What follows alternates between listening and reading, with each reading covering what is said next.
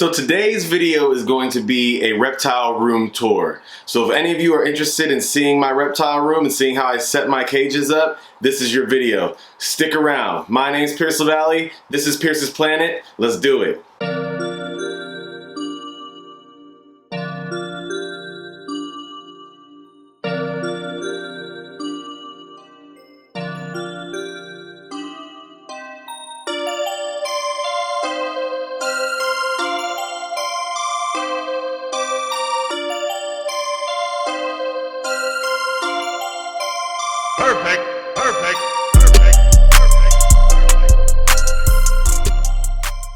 What's going on, everybody? Welcome back to my channel. So today's video is going to be a reptile room tour. So if you guys were interested in seeing my reptile room, seeing how I set up my cages, seeing how I fit everything into one room, well, technically two rooms, then this is your video. And I'll just tell you right off the bat, this is nothing spectacular. My reptile room, you're not gonna see anything that's just extremely amazing or crazy or any unique. It's nothing special. I don't think it's nothing really special. I live in an apartment. It's a small room, and this is just how I put my room together. I'm actually sitting in my reptile room right now, as you can see, and you pretty much see like half of the room already, you know, behind me. But I have a lot of animals and I have a couple stackable cages. There's still some upgrading to be done. I have some plans on some things that I want to get done with my reptile rooms, things I want to change. And one of those things is changing all of my cages into either vision cages or PVC cages. A lot of the cages that I have are still like the glass terrarium cages, and they work fine for certain species, but I want to be able to get stackable vision cages or PVC cages throughout my whole room so that I can put even more into one room. I'm just gonna pretty much take you around the room. It's a really small room. I'm gonna take you around the room and just show you kind of how I have my setup, show you guys the different setups of the different animals. I'll show you how I kind of set up their cages. I'm not gonna really go into that much detail about them, but I will just kind of breeze through it and just kind of show you guys what's going on with that. So yeah, so I think I've done enough talking, so we can get started on the tour. So as you walk into the room, this is what you see, and this is it. Like I said, I've done no cleaning.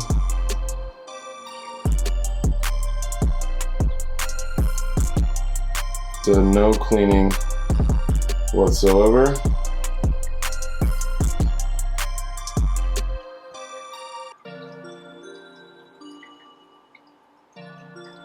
But this is it. This is the whole room right here. And there is a couple other animals in my room because there's not room in here for them yet until I get stackable cages. But this is it. Like I said, nothing too spectacular, nothing too crazy. And now let me kind of take you, cage by cage and show you guys everything. So we'll start up top here. Up top here, if you've seen one of my more recent videos, that is the Booty Sapphire Tarantula. Simple mason jar cage with some sticks and some moss in there. As we go in here, this is my white tree frog dunks cage. Let's kind of take you in here. I just changed him over to a bioactive. I'm thinking about adding some more plants in there because it's a little bare. So I probably will do that. But he loves the bioactive enclosure.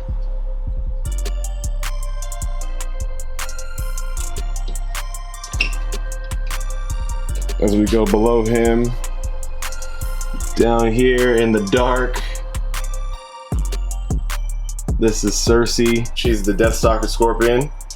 She's in a very simple setup. Sponge, a little cactus over there, and her hide that she literally never comes out of, ever. Then over next to them up top, you got Simon's cage. Simon is my spotted python.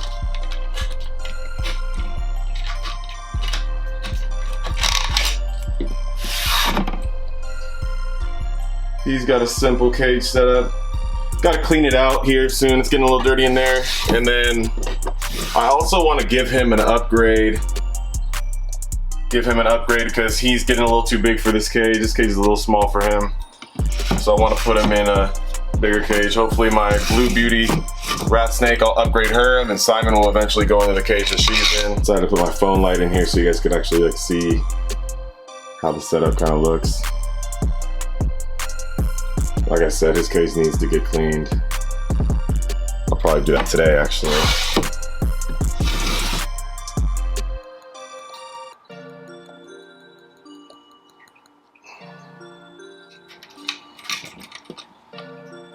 Got some worms over here. Up top is basically just extra supplies, extra feeders. Nothing too special about up top. Right here, this is the false water cobra Naja. This is her. This is her setup in a vision cage. I love vision cages. But if I could have every single one of my animals in a vision cage, I would. But they're just so damn expensive. But hopefully one day, eventually all of them will be able to get into vision cages. You might think this setup is kind of bare, and it kind of is. But the reason why I like using loose substrate like this is because all of these animals like to burrow down into the loose substrate. And so that basically acts like a hide in itself. And so I don't feel the need to have to put a whole bunch more in there. I do want to turn her into a bioactive once she gets bigger, once she gets full grown. I will turn her enclosure into a bioactive.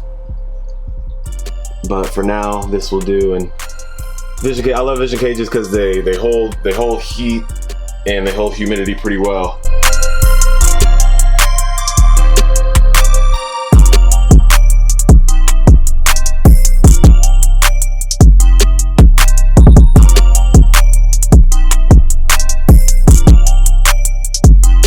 Down below her is the Dumeral's boa, Legolas. Same thing with his enclosure. You might think it's bare, but he's always underneath his substrate.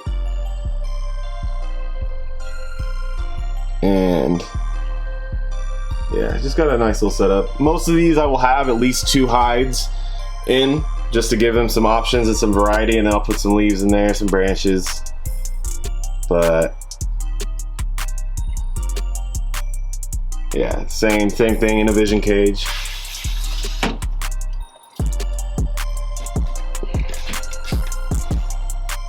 Below that is Cleopatra, the blood python. And I know I'm repeating myself, but the same thing.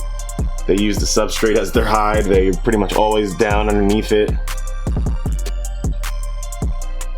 Just a pretty basic setup.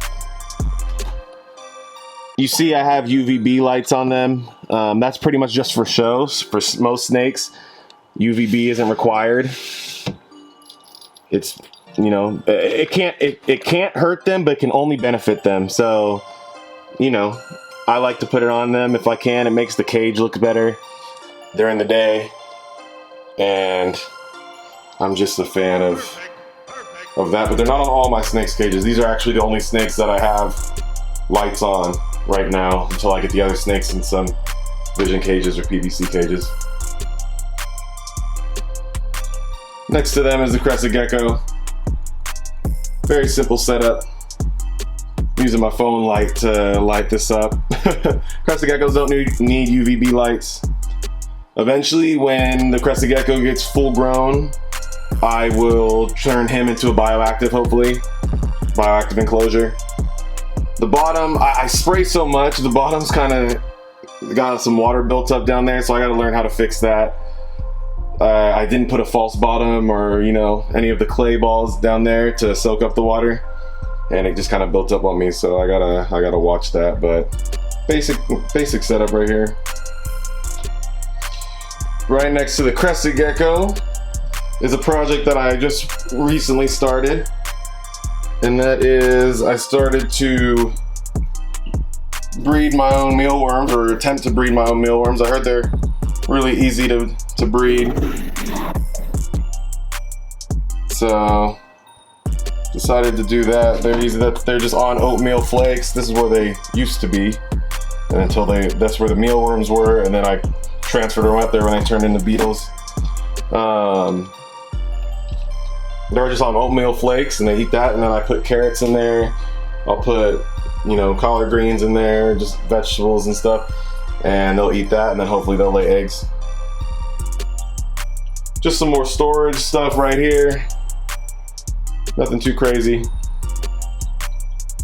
Then turn around, and this is where Peach is set up at. You guys, if you guys have watched my video on Panther Chameleons, you've seen her set up already, but I'll open it up one more time just so you guys can get a look inside.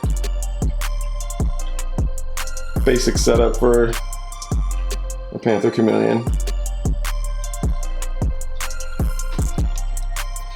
Next to her, we got my 2 bumblebee arrow frogs, Wasp and Daisy. This is their setup. This is the first bioactive setup I ever did, and it doesn't look all that spectacular.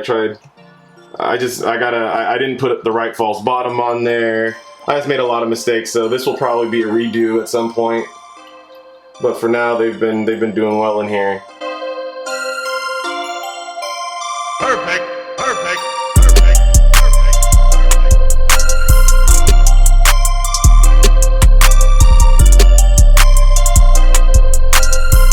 Then next to them, this is another bioactive enclosure. This is Charmander's enclosure, the African fire skink, and I actually really enjoy the way this enclosure looks.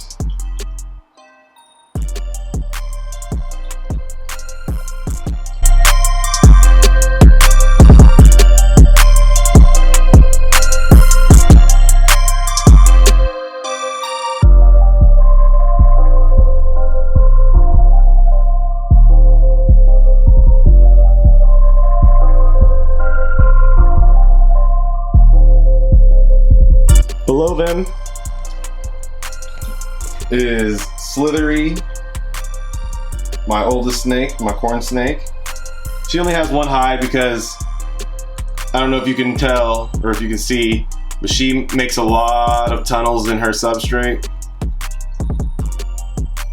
And she doesn't even use the hide ever. She only goes underneath the substrate. So that's why she doesn't. Corn snakes are one of those snakes that just do well, and they can do well in glass terrariums like this. She's done really good for me on it.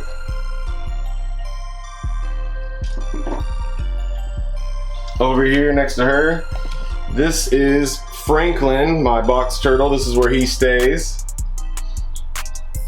And this is I'll get more into detail about it when I do an individual care guide on box turtles, but this is a humongous upgrade from what I had him in for the first, I don't even know how long of his life. I was back in the day, back in the 90s when I first got him.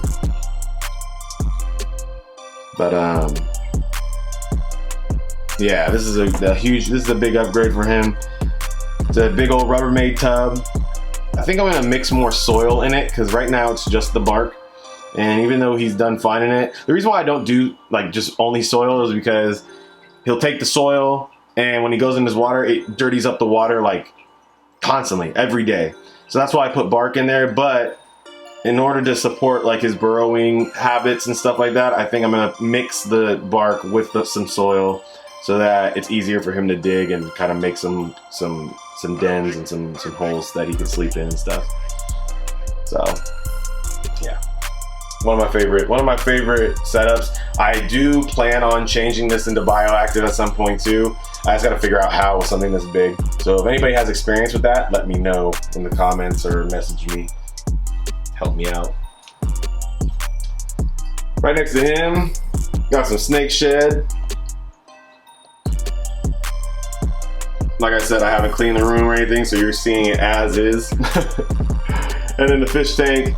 The fish tank, yeah, if you guys have watched my Meet My Pets video, I told you guys that a plant overgrew and killed all the other plants in here. So this is the end result. I'm having trouble keeping this thing clean.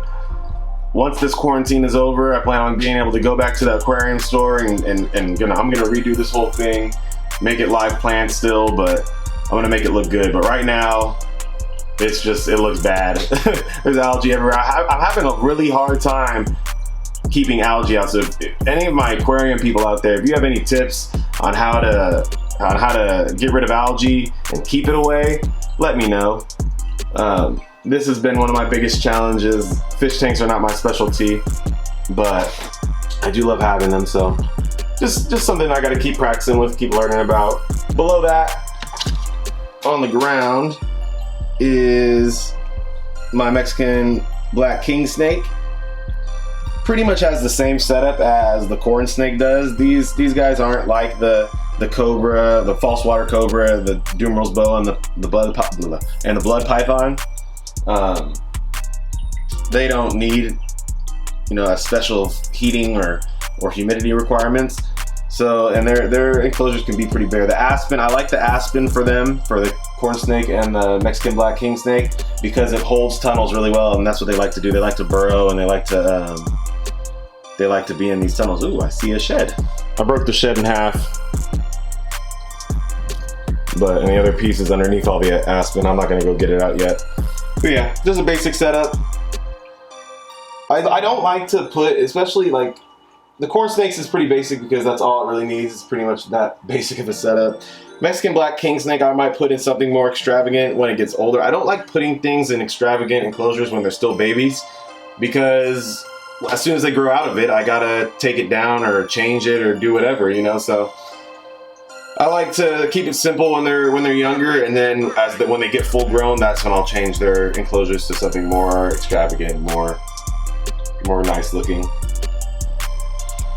And then last but not least in this room is my leopard gecko, Leo's cage. I actually just changed the cage to bioactive.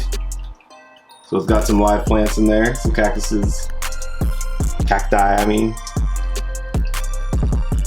He's probably in that little back hide. Got a hide over here with the water dish on top. So yeah.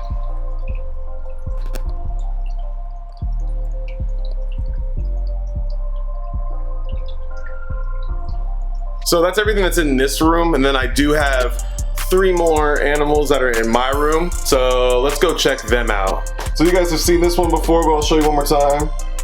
This is the bearded dragons setup. And he is hungry.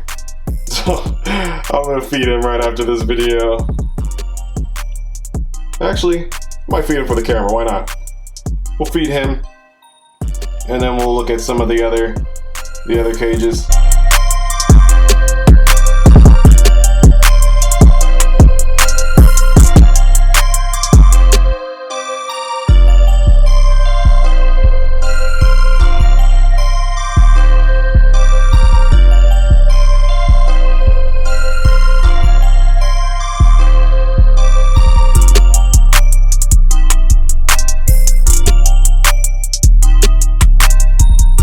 So this is the new ball python's enclosure, and like I said in previous videos, I got this ball python for free, and it actually came in this enclosure. It's pretty small for it. I already have another enclosure. I ordered another one on the way from Animal Plastics, and I'm excited to get that in. It's gonna take forever. I don't know if any of you guys have experience with Animal Plastics, but it was telling me it's gonna be 4 months before I get my Animal Plastics cage to upgrade this ball python. If you know anything about Animal Plastics, let me know if that's normal, or if, I don't know, if maybe they're just being overrun right now. But yeah, the ball python's way too big to be in this small of an enclosure, but this is what it was given to me in. I actually had to go out and buy this hide over here, and I had to go buy this water dish. It had a small little water dish, and they use this as a hide, this clear thing as a hide. I don't know what that's all about, but so I had to go buy a hide and buy a water dish for the ball python, and now I'm just waiting for the Animal Plastics cage to come in so that I can move her into that cage. Really simple setup in here. And once I get the Animal Plastics cage, I'll be able to upgrade her. And last but certainly not least is my Blue Beauty rat snakes enclosure. This is Jeannie's enclosure in my room. It's on the ground right now. Eventually you want to get a stand. Actually, eventually want to move him into a vision cage at some point, a big one, because these snakes do get really, really big. And eventually, I don't know what into that, but a lot of sticks and branches for him to climb on. He's a pretty active snake when he's not hiding. He hides behind, you can see that little opening.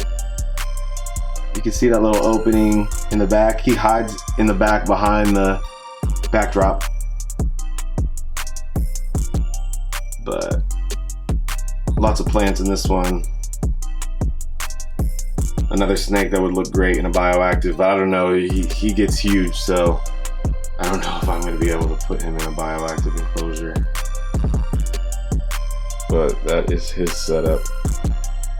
So that is it, ladies and gentlemen. I hope you enjoyed the reptile room tour. Like I said, it's nothing too like spectacular, too crazy. This is for the people who, you know, want a more realistic reptile room. I live in an apartment, so all you people who live in apartments, you can do it too. But it was nothing crazy. That, you know, when I say realistic, I mean something that the average person can afford and the average person could probably set up. There's a lot of reptile room tours that I've watched that are just these extravagant things, and they look nice, but they're probably, you know, tens of thousands of dollars worth of equipment that goes into them. This is more simple. This is for the average person who wants to get in the reptile keeping hobby. Give you some ideas of how to set up your enclosures. Like I said, I want to change all of my animals into PVC enclosures or vision cages, because I've learned over the years that the glass terrarium look they're not the greatest cages. So I do plan on doing that. There's more things in the works in terms of cage upgrades and different videos that I'm going to be doing. So if you like these videos, stay along for the ride and look forward to those videos, because they are coming soon. With that being said, everybody, I think I've talked enough today. If you like this video, click the like button, comment, make sure you share with your friends, bring some people over here, let's start a conversation, and also hit that subscribe button. So until next time, everybody, my name's Pierce LaValle, this is Pierce's Planet, and remember, it's all about the reps, baby. Peace.